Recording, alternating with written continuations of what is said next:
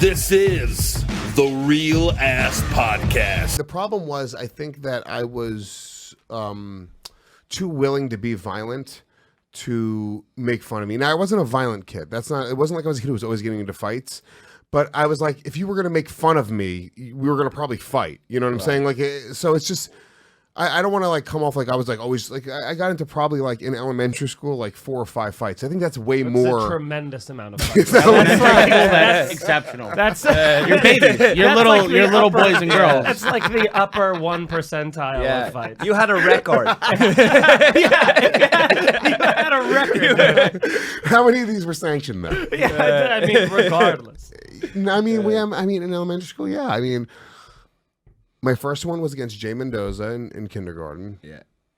First round TKO. I had one fight in 4th grade.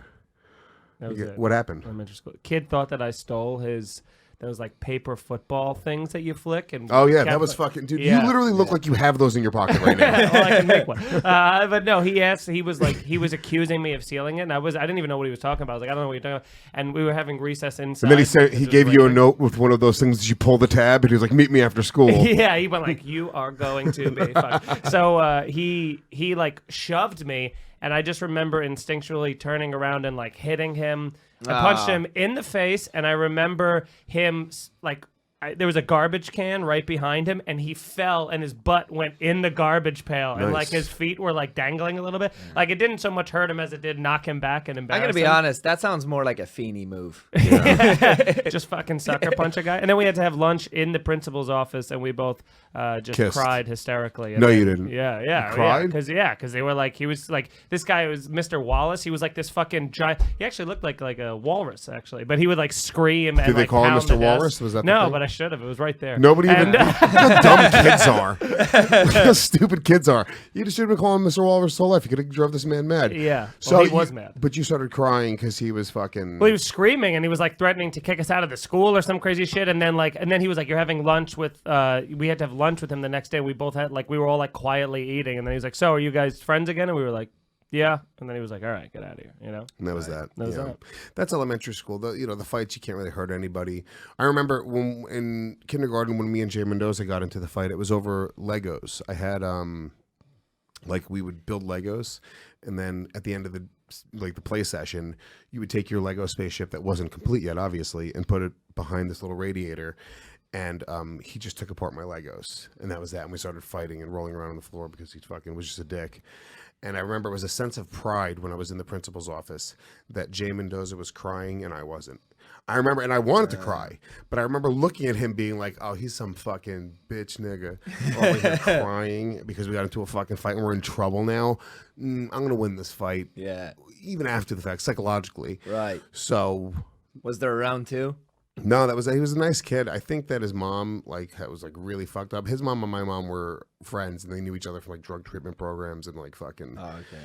Yeah, I feel bad for him and his whole fucking situation. He had a fucked up situation as well. But let's call him up. Yeah, get him on the horn. Hell yeah, get him on the fucking horn. He's probably dead. Let's get real. I don't assume that Jay Mendoza's alive or out there. But if you're listening, Jay Mendoza, you want to come back for round 2, bitch? I'm fucking ready. If you want to call in, we'll bury the hatchet. I'll bury the hatchet in your fucking eye. On the phone right now, Jay Mendoza, Lego engineer. Then I remember another time, this kid, Chris Pileggi. This was this cunt. This thing stands out in my mind, like an elementary school moment that I overplay it in my head over and over again. And I don't exactly know how I would play it differently. This kid, Chris Pileggi, was adopted. And I remember he picked his nose and he ate it. That was the big thing, way too late. Up until the 4th or 5th grade, he was still picking his nose and eating it. Yeah. And I remember in this was the 3rd grade, we were in the same class, and he said to me one time we were in gym class, we both got in trouble for talking or whatever, so we had to sit on these little dots on the floor afterwards after everyone had lined up to do something else. And then he was just eating his boogers in front of me, just shamelessly. And I was like, why are you doing that? He goes, "It's good. You should try it." And I was like, it was just such a gross thing. But I remember that same kid, that same year, I had a micro machine play set, and there was literally a little tube that the micro machine play sets. Yeah, you'd have those things. Connects, they were almost like. They were micro machines. They were little tiny cars. Little race cars. Tiny though. Yeah, like little matchbox cars. Yeah. And but the play sets, they would like open up basically. So you would close them up, you could like carry it, but like you open it up. Polly Pocket for boys. Yes. This is it. Yes. Oh yeah, I remember that. So micro machines. Yeah, I had these things. Okay. And you know, they had the micro machine guy. He's the guy who spoke really fast. That pull up on a micro machine commercial. This shit's gonna bring you guys back to you guys are a little bit younger than me. Let's bring back No, but your I childhood. do remember. I remember the ad where it would show it racing around the track. Yeah, of course. Yeah. And so one of the things was a little tube. It was like a half an inch long. That was just a connector piece for like one of the fucking car wash things, right? Right. And it was just a piece of plastic. It meant nothing except for the fact that it was part of the set. And you needed it to sort of make everything complete. If you want to put the whole fucking set together. Right. So I had lost it, and I was complaining about how I had lost it to this kid, Chris Pileggi. And somehow I'd gotten in trouble again in the 3rd grade. And I was outside of the classroom. And he fucking... I remember this kid who picked his nose in it, this little booger eater, held it up outside the window to show me that he actually had the piece. Oh man. And I mean, who's the booger eater now, Mr. Gomez? He just picks his booger with the fucking stick. Oh yeah, this guy just sounds like a fucking baller, man. That's a real ass dude of the week, Chris Pileggi. Fuck it, give it to him. Oh my god. There he is. Yeah. Go. Hey. And Yeah. He's got a bad attitude. One might feel he's rude. He's a real life dude. He's got 4 boogers on it like a shish kebab. Yeah. yeah, so, but then the way, here, we'll play that in a second. The way that it ended was I complained to the teacher. I was like, no, that's mine. Now, here's this little white kid. It's like, it was just so fucked up because like they just didn't believe me, right? They were like, yeah. So then they were like, all right, well, if it's yours, you have to have your parent like write a note. And they told both of us to do this. Right. Now, there's no way that either one of our parents actually knew whose fucking toy it was. It was whoever comes in with the fucking note gets this toy. That's the way this was fucking salvaged. So, of course, I have ADD, and I'm being beaten by my mom, who's a heroin addict. This note never makes it from it never even gets written. I think I said it to my mom, and she was like, beat it. She was smoking a cigarette or whatever.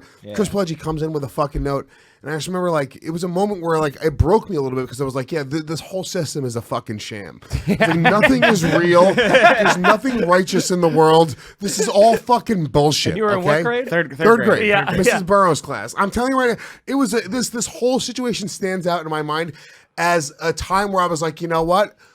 You don't need to be honest. You don't need to do anything in life that's righteous. You need to just win. You need to get ahead and play the game. So you learned. I learned it was more important than that Started little listening fucking to thing. Rage Against the Machine that day. I love that this is an entire story about a Lego piece, but there's just like an aside about your mom doing heroin and beating you. Oh, of course. Yeah, well, yeah, that's that was great. what I was going Just like on. slip that in there, but no, it's really about the micro machines car wash. Dougie, they know. The fans know. Yeah. Yeah. Okay. Do you know we actually have the moment my mom died of a heroin overdose? We have the audio of her dying. Air gets released from your body. How often is that reference that was that quick? That was quicker than the Real Ass Dude song. Yeah.